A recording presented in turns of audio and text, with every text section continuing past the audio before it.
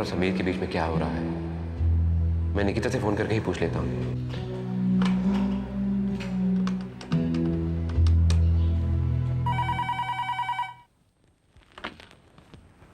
Hello Nikita, मुझे तुमसे कुछ पूछना था। मैंने तुम्हें कल भी फोन किया था। पूछो राजीव, क्या पूछना चाहते हो? निकिता, मुझे तुम्हारी बहुत फिक्र हो रही है। जब से मुझे पता चला कि तुम्हारे और समीर। प्लीज राजीव, आप मेरे बारे में फिक्र मत कीजिए।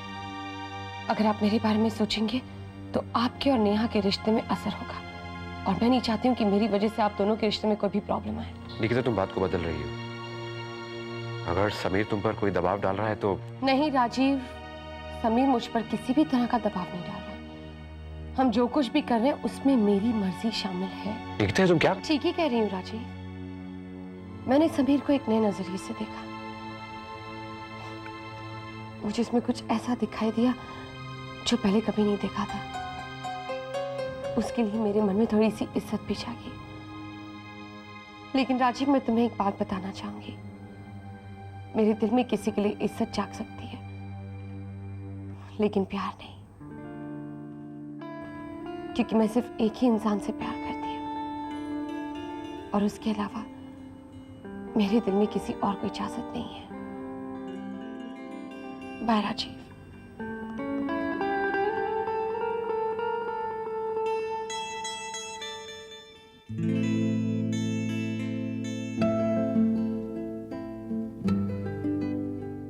जिंदगी भी अजीब इत्तेफाक है। कभी सोचा नहीं था कि शालिनी के साथ इतने सालों के बाद यूं अचानक मुलाकात हो जाएगी।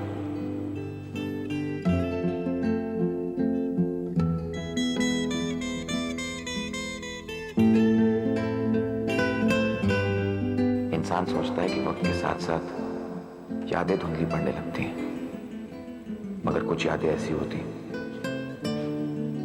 जो हमेशा आपके साथ रहती, आपके दिल में। और जब उन यादों में रहने वाला इंसान आपके सामने आ जाए तो उसे हम क्या कहेंगे? एक इत्तेफाक, एक उम्मीद का फिर से जागना, या किसी को भूल जाने की कोशिशों का नाकाम होना।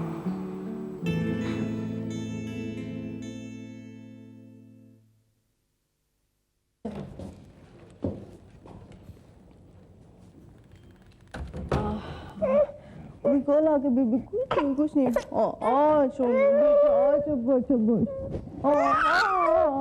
मामा यहीं पे है ना, यहीं पे रोने का नहीं। जो बेबी किससे मिले थे हम लोग वहाँ पे? अंकल से मिले थे। अंकल ने चॉकलेट दिया, बेबी को चॉकलेट दिया। अच्छा ये देखो पेन देखो, अंकल का पेन उठा के ले आए। ऑल बच्चे बस मेरा जान, बस शालिनी, ये लो मुंह मीठा करो। मुंह मीठा क्यों? पहले मुंह तो मीठा करो और मुझे मीठी सी मुबारकबाद दो। मुबारकबाद? किस लिए? मैं मां बनने वाली हूं।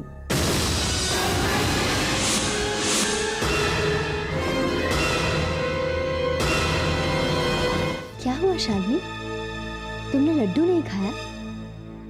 क्या तुम्हें ये खबर सुन के खुशी नहीं हुई कि मैं मां बनने वाली हूँ? अरे रीमा, ये शुभ समाचार इस मनूज को देने की क्या जरूरत है? ये तो पहले ही बांझ है, ये क्या तुझे मुबारकबाद देगी?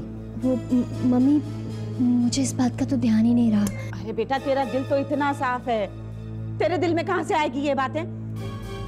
अब तू यहाँ खड़ी खड़ी क्या कर रही है इस बुरी नजर वाली के सामने?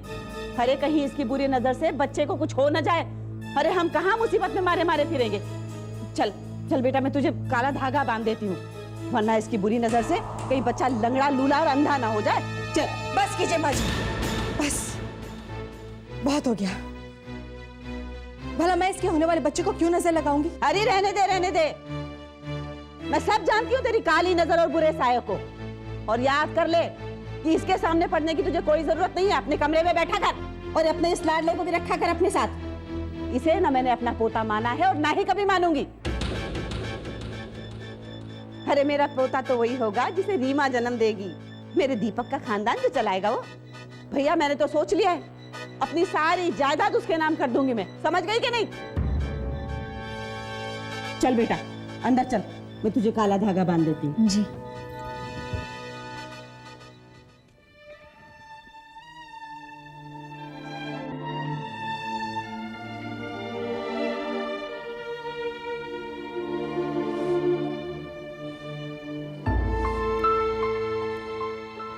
माँ जी ठीक ही तो कह रही। विशाल के साथ उनका क्या नाता है?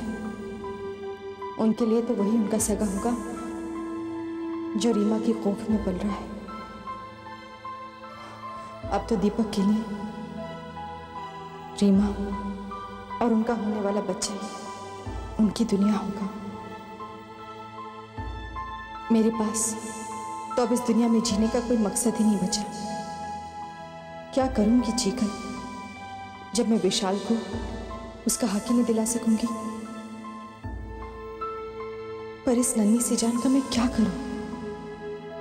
मैं मर गई तो इसका ख्याल कौन रखेगा? क्या इस बेचारे को अपनी बाकी की जिंदगी फिर से अनाथालय में गुजारनी पड़ेगी? नहीं नहीं, मैं क्या करूं विशाल? मैं मर गई तो इसका ख्याल कौन रखेगा? What? आप ये कह रही हैं कि रीमा प्रेग्नेंट है? हाँ, अब तो रीमा के नाम के घर में पूजा होने लगी है। वो उस खानदान का वारिस जो दे रही है। वारिस? लेकिन उस खानदान का वारिस उस घर में पहले से मौजूद है, विशाल। वो उनका अपना खून नहीं है ना निकिता। मैं विशाल को तुम्हें सौंप कर ना कहीं बहुत दूर चली जाऊंगी। मैं विशाल को तुम्ही ने सौंपा था ना मेरी झोली में खुशियों के लिए। निकिता, मैं दीपक और रीमा की आंखों में विशाल के लिए नफरत नहीं देख सकती। नहीं। और वो मेरी सास, वो तो दीदी, मुझे यकीन नहीं हो रहा है कि आप ऐसी सारी बातें कर रही हैं। आप खुद अपने वादों से मुकर रही हैं। और वो जो सपने आपने देखे थे विशाल के लिए कि आप उसे पढ़ाएंगी, लिखाएंगी, उसे पायलट बनाएंगी, उसका क्या? दीदी, माँ की ममता तो कभी नहीं हारती, लेकिन आप तो अपनी हिम्मत हार चुकी हैं।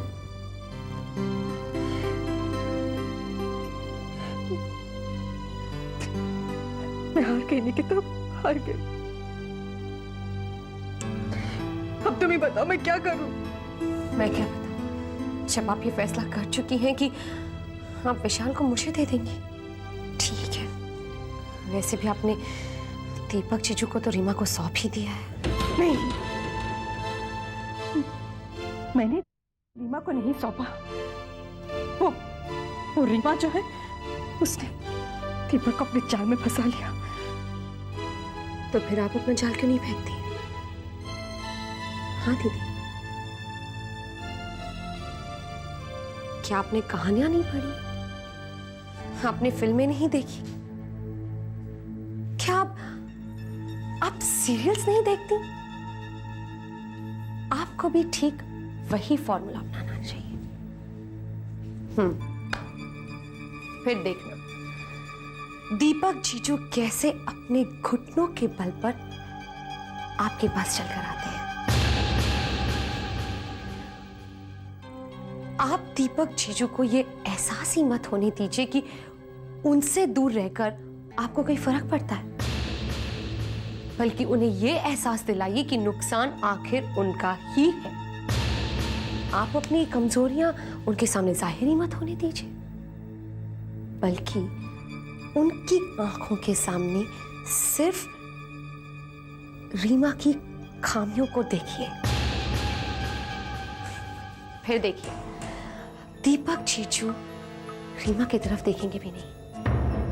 और सबसे बड़ा मसाला है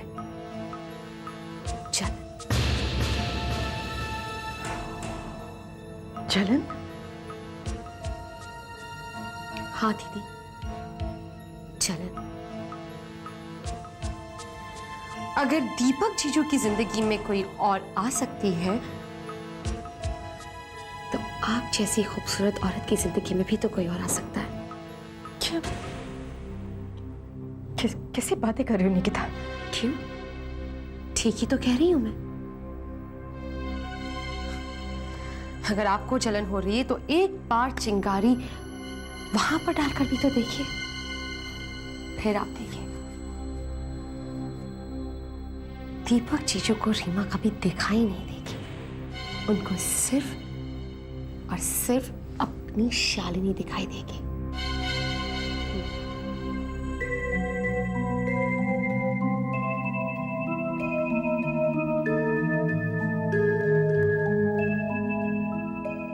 क्यों, क्या सोच रही हैं? कैसा लगा मेरा आइडिया आपको? अच्छा है ना?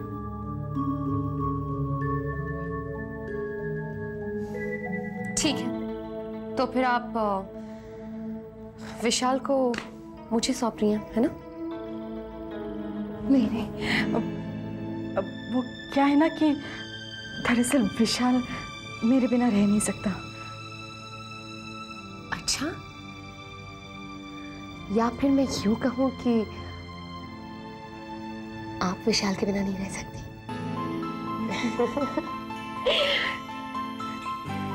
मैं चलती हूँ, थैंक्स।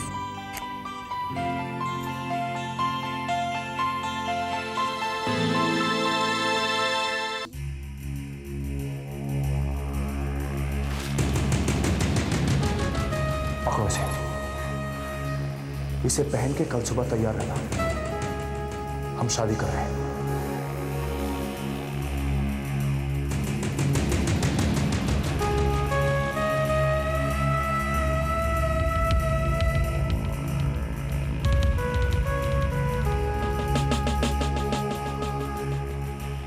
मैं तुमसे शादी करने के लिए तैयार हूं।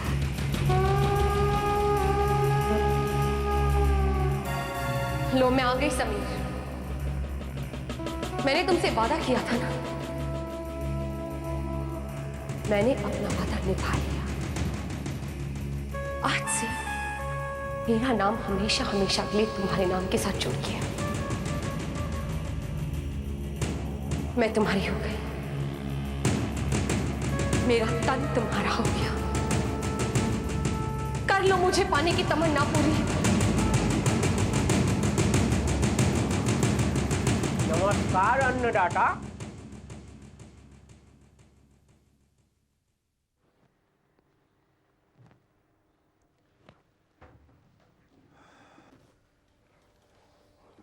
रिपोर्ट लेके आया हूं।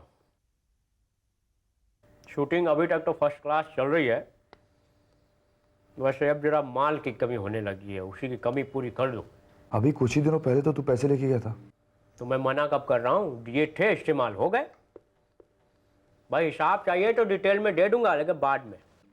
वो तो तुझे देना ही पड़ेगा, लेकिन फिलहाल मेरे पास कुछ भी नहीं देने के लिए। छे छे छे छे छे छे, ऐसी बातें फाइनेंशियल को शोभा नहीं देती है, रेपुटेशन खराब होता है। लोगों को पता चलेगा तो सोचेंगे फाइनेंशियल कड़का हो गया है। और तुम फिल्म बना रहे हो, वो भी निकिता जी को लेके। कोई छोटी मोटी हस्ती है? भाई इतना मस्त आइटम तुम्हारी झोली में तो गिरेगा, तो मेरी झोली में तो गिरना नहीं है। क्या कहते हो? आइटम किसे बोला? निकिता की तरफ देखना तो इज्जत से देखना। और निकिता को पाने के लिए मुझे तेरे जैसे घटिया दलाल की जरूरत नहीं। कट ले, चल।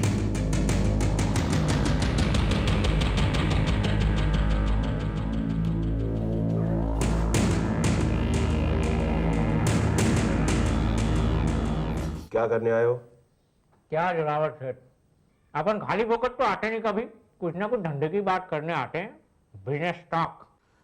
और जोरावर दुश्मन के चमचों के साथ बिजनेस टॉक नहीं करता। क्या जोरावर सेठ, चमचा चमचा बोल के मेरी इज्जत का भजिया पाला बना दिया।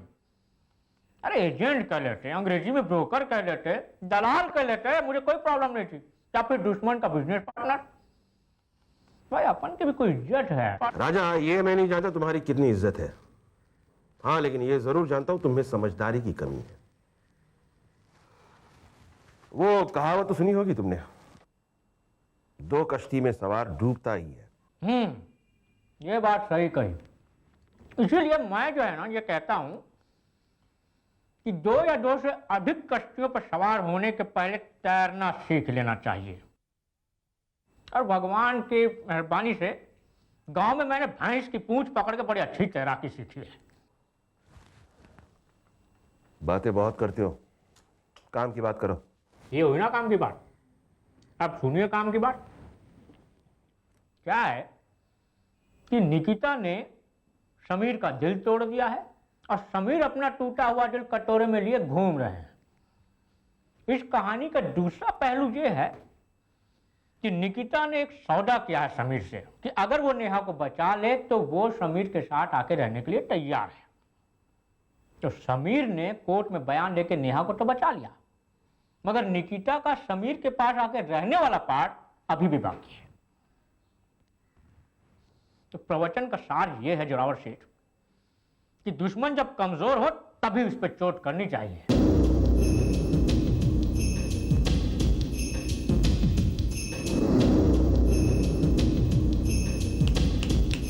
कहाँ खो गए? तो राजा तुम काम की बात करने आए थे। वो बिजनेस ये है कि देखो, मैं जो है एक नई फिल्म लॉन्च करने जा रहा हूं।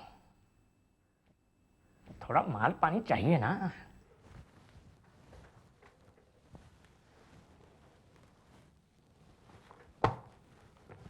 वाह, फिल्म की पहली किस्त के लिए धन्यवाद। मतलब अगली किस्तों के बहाने मिलना जुलना लगातार लगा रहेगा ना। राजा, लांबा, समीर और अब मैं, 3 कश्तियां हो गई। सही कह रहे हैं, कश्तियां 3 मगर सवार 1, राजा भैया। एक कश्ती में छेद हो गई, दूसरे कश्ती पे चढ़ जाऊंगा। दूसरे कश्ती में छेद हो गई, तीसरे पे चढ़ जाऊंगा। और तीसरे में भी छेद हो गई तो भैंस की पूंछ पकड़ के तैरना तो सीखा ही है राजा ने, तैरता चला जाऊंगा। चलूं? आज तो चाय वाय भी नहीं पूछा आपने। कोई बात नहीं।